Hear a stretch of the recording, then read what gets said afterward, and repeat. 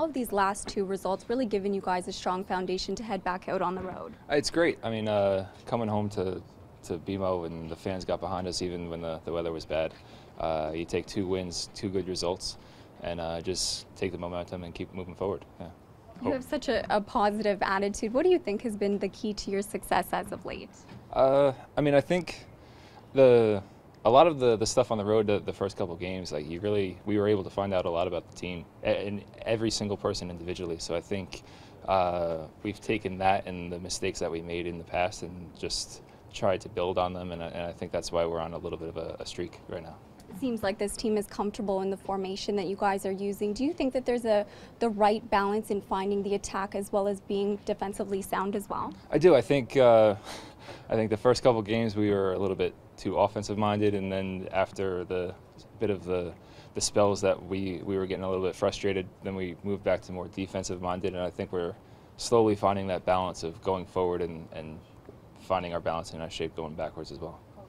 DC United, they are undefeated at RFK Stadium, 20 games now, which is incredible if you think about it. Why is it so difficult to get results there? Is it the team or the stadium itself? You know, the team is, a lot of the core guys have been around for a while, 2-3 years now, and they went through some rough patches as well 2 years ago with, I think they were struggling with results, and they built on that. And same thing with us when we were struggling on the road for the first bit of the season. I think a lot of those players who went through that whole year are able to turn it around, and they do well to be able to defend themselves at home as well. They have a good team and a good core of guys, like I said.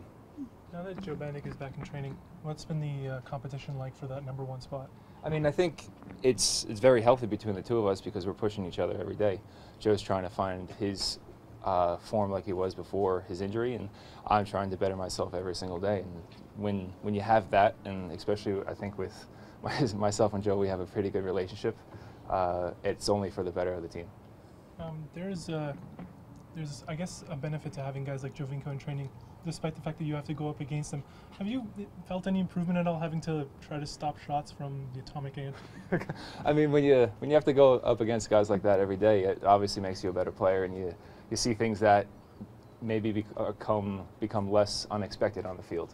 So definitely, I think going against him and Josie every day, who were some of the best guys in the league that we would see and you would go against, it's great to get your confidence when you make a save off of them or see a shots from them. Your back four now has found some consistency in the last few games. Does it help having the same 4 guys in front of you, and how important is it that there is consistency in that back line? It does. I mean, you look at the best teams around the entire league, and the reason why they do well is because of consistency.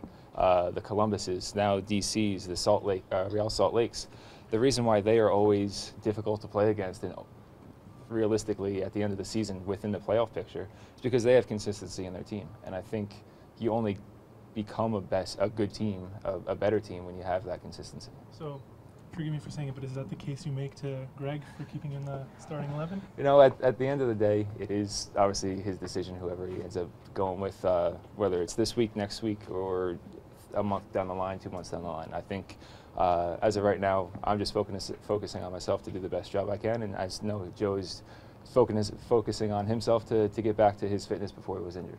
One more. Sporting Kansas City goalkeeper Tim Melia was recently nicknamed the Hulk. Do you also have a nickname, and if you do, could you share it with us? I honestly do not know. I think I have heard rumors of a couple things that the fans have been calling me, but I don't know off the top of my head what they've been saying. Is there anything you'd like to be called?